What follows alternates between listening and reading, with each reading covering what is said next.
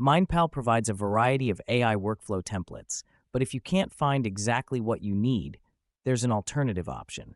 You can simply tell MindPal what you want to automate in plain English, and they will draft an AI workflow for you.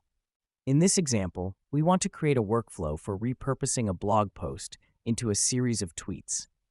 Start by entering that specific request and hit Generate with AI.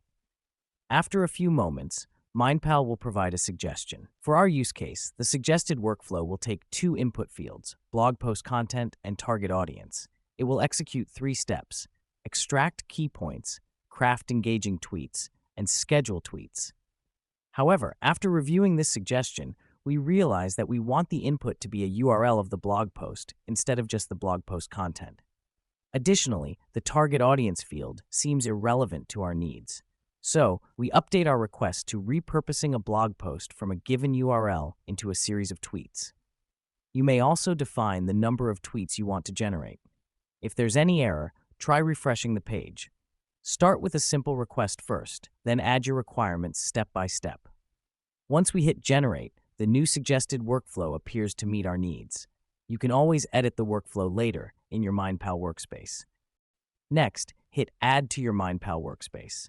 MindPal will then ask for any modifications you want to make before proceeding.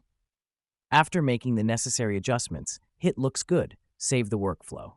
Your workflow is now ready. In the Build tab, you can add more steps, such as a user input node, agent node, and a payment node. The post-run webhook is optional. With everything set, it's time to test the workflow.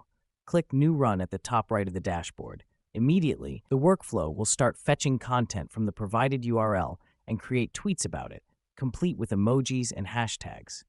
The workflow will even propose a tweet schedule for you. You can share the results of this workflow on social media or export them as a PDF or docx file.